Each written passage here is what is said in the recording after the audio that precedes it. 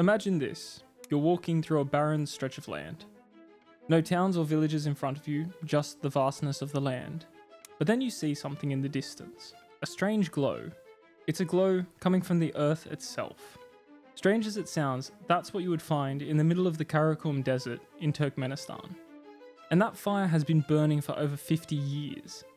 It glows against the night sky, a deep orange wound in the earth, visible from miles away.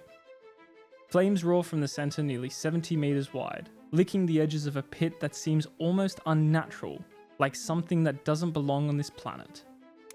Locals call it the door to hell, and while that name sounds more like folklore, the truth behind it is perhaps just as unsettling. Because this fire was never supposed to exist. It was not a part of some ancient geological process, nor was it a natural wonder discovered by chance.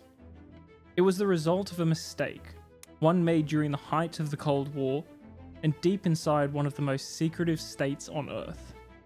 So today we dive in to the Darvaza Gas Crater.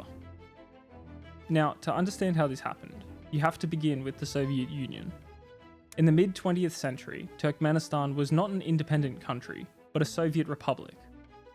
The region was known for one thing above all else: natural gas. Beneath the vast, empty desert lay enormous reserves of methane, making it one of the most energy-rich areas in Central Asia. And for the Soviet Union, this was an opportunity. See, energy meant power, both industrial and political, and the USSR was determined to exploit every resource it could find. In the 1970s, Soviet geologists were sent into the Karakum Desert to explore and drill for natural gas. These were not casual operations. The Soviet approach to resource extraction was aggressive and often carried out with little regard for environmental consequences. The goal was simple: find the gas, extract it, and feed it into the growing energy demands of the Soviet system. And somewhere near the small village of Darvaza, they found what they were looking for: a promising gas field just beneath the desert floor. However, what happened next is still surrounded by uncertainty. See, official Soviet records are scarce, and much of what we know comes from later accounts and local stories. According to the most widely accepted version, the drilling operation went catastrophically wrong. As the geologists drilled into the gas pocket, the ground collapsed and fell into a massive underground cavern that had been weakened by the presence of the gas. What remained was a large open crater, unstable, dangerous, and leaking methane into the atmosphere. While methane is highly flammable, the more important part here was that it's a potent greenhouse gas, and if left unchecked, it could have posed both an environmental and safety risk. The Soviet engineers faced a problem. The crater was releasing gas continuously, and there was no easy way to seal it. So they made a decision, and one that would define the site for decades to come. They set it on fire.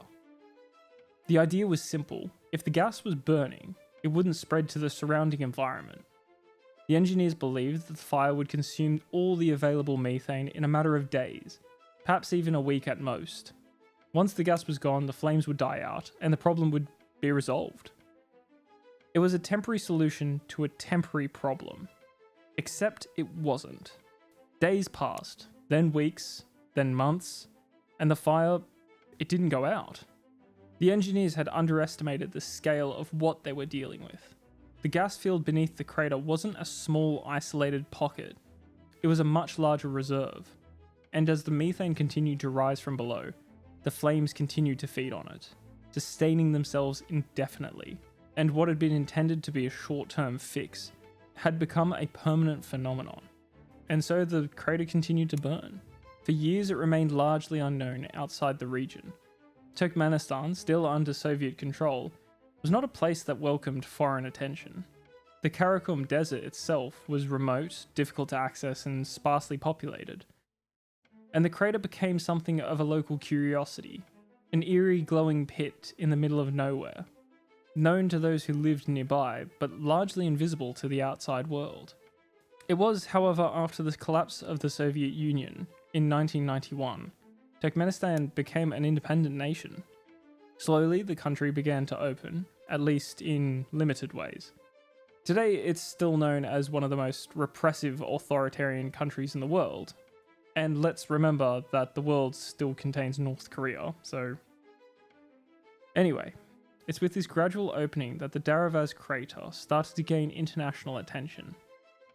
Travellers, scientists, and eventually tourists began to visit the site. Photos and videos spread online, and the door to hell became one of the most unusual landmarks on Earth, with standing at the edge of the crater being a surreal experience. The ground beneath your feet is hot, and the air carries a faint smell of gas. The flames are constant, with the rising and falling waves of methane feeding them. And at night the effect is even more dramatic. The desert, otherwise completely dark, is illuminated by a fire, casting an orange glow that makes the entire landscape feel otherworldly. Yet, despite the dramatic appearance, the crater is not particularly deep, only around 20 or 30 meters. But its width and intensity makes it seem far larger. The walls are lined with burning vents, each one releasing gas which ignites instantly. It's not a hot single flame, but thousands of small ones, all working together to create the illusion of a continuous inferno, creating temperatures on the surface of 1000 degrees Celsius. Over the years, there have been attempts to understand and study the crater more closely. In 2013, a Canadian explorer named George Coronis became one of the first people to descend into it. Wearing specialized protective gear, he was lowered into the pit to collect soil samples. And what he found was surprising. Despite the extreme conditions, microbial life existed within the crater. Organisms capable of surviving high temperatures and chemically hostile environments. It was a reminder that even in places that seem completely inhospitable, life can still find a way. But while the crater became a site of scientific interest and tourism, it also represented something else, a symbol of human error. The fire that burns there is not natural. It's not a part of the desert's original landscape. It is a result of a decision one made quickly and without fully understanding the consequences. And that decision has lasted for over half a century. In recent years, the Turkmenistan government has considered extinguishing the crater, with its leaders seeing it for many years as a stain on the country, and concerns about the environmental impact as well as the loss of valuable natural gas have led to renewed discussions about how to deal with it. With every flame representing energy that's just being burned away, energy which could otherwise be used by the population.